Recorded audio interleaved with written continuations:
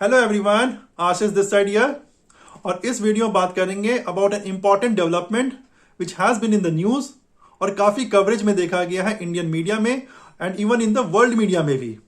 And the news is that India has overtaken the Japan and presently our country has become the third largest auto market in the world. पहले स्थान पे China है, दूसरे स्थान पे United states है और अब तीसरे स्थान पे हमारा कंट्री पहुंच चुका है। तो यहां पर एक सवाल उठ रहा होगा कि चलो हम थर्ड स्थान पे तो पहुंच गए, लेकिन इसका बेनिफिट क्या है, इसका इकोनॉमी में बेनिफिट क्या है, ये इन्वायरमेंट पे कैसा इंपैक्ट डालेगा, जियो पॉलिटिकल सिग्निफिकेंस क्या है। सो बहुत सारे जो सवाल हैं उनका उत्तर हम जानेंगे, लेकिन आगे बढ़ूं उसके पहले क्वेश्चन करना चाहूंगा और चाहूंगा कि आप सभी कमेंट सेक्शन में इसको अटेम्प्ट करें और जो सही उत्तर है डेफिनेटली मैं वीडियो के एंड में बताऊंगा। तो क्वेश्चन ये है कि इन 2022 India became the fifth largest economy in the world in terms of nominal GDP. और आपको बताना है कि इसमें से कौन सा कंट्री है जो टॉप 4 में नहीं आता है।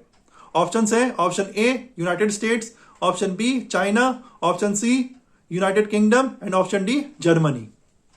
So now let us start with our present news. Let us discuss more about it. तो जैसा कि हमने कहा कि India has overtaken the Japan and our country has become the third largest auto market in the world.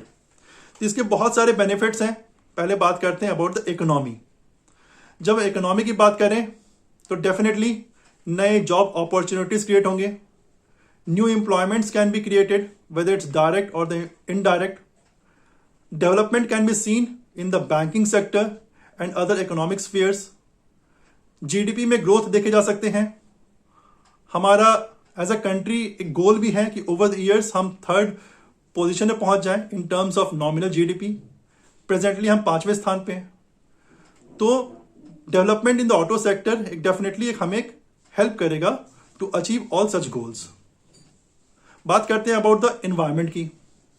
ये तो बात सही है कि जितने ज़्यादा गाड़ी सड़क पर चलेंगे उतने निगेटिव इन्वायरमेंट पे इम्पैक्ट पड़ेगा। स्पेशली अगर हम पेट्रोल की गाड़ी यूज़ करते हैं तो उसका एक निगेटिव इम्पैक्ट पड़ता है। लेकिन हमारे यहाँ पर दायित्व भी होता है, हमारा ये रिस्पॉन्सिबिलिटी भी है to adopt more the sustainable and the alternative solutions. For example let's say CNG car, hybrid car को अडॉप्ट कर सकें। We can promote more the electric vehicles. जब मैं इलेक्ट्रिक व्हीकल्स की बात करूं तो रिसेंटली एक न्यूज भी आया था कि India has identified 2 lithium mines in Argentina. 2 ऐसे लिथियम माइंस हैं जो इंडिया ने खोज निकाले हैं अर्जेंटीना में। कह सकते हैं हमारे लिए एक जैकपॉट की तरह। ये मीडिया रिपोर्ट को रेफर करो again.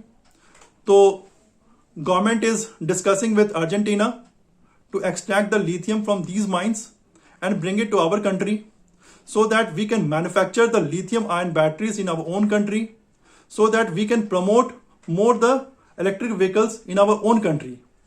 So this is how we can promote the sustainable and the alternative auto sector in our own country so that there can be the minimum negative impact on the environment. बात करें अब जियो political significance की। जब मैं जियो political बात करूं तो हम डिफरेंट कंट्रीज के साथ में, हम डिफरेंट यूनियंस के साथ में फ्री ट्रेड एग्रीमेंट को नेगोशिएट कर रहे हैं। For example let's say we are negotiating with the United Kingdom. For example let's say we are negotiating the FTA with the European union.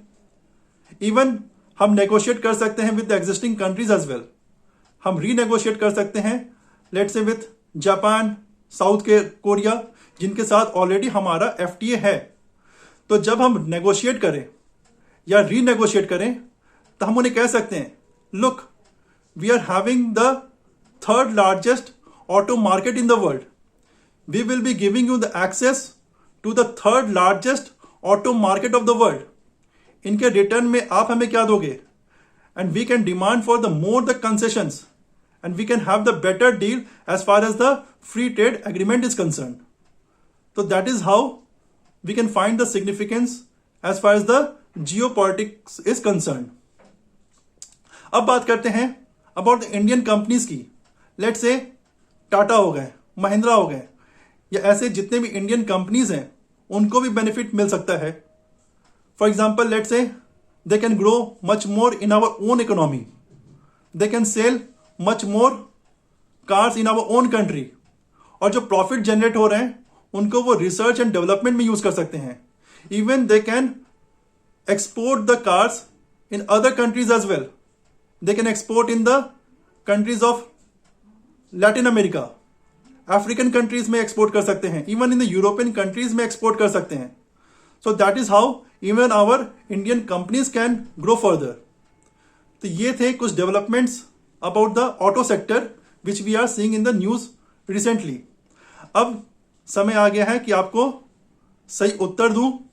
हमने क्वेश्चन किया था कि India is the 5th largest economy in the world in terms of nominal GDP. तो पहला है United states, दूसरा है China, तीसरा है जापान, चौथा है जर्मनी एंड पांचवा है इंडिया.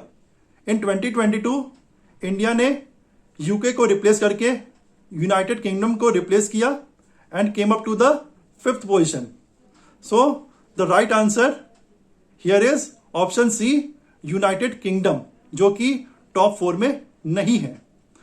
सो होपफुली इस वीडियो से हमें कुछ नया कुछ सीखने को मिला होगा, और मैं आपसे ये भी रिक्वेस्ट करूंगा कि आपके कुछ फीडबैक हो तो वो भी आप कमेंट सेक्शन में प्लीज बताइएगा. Thank you.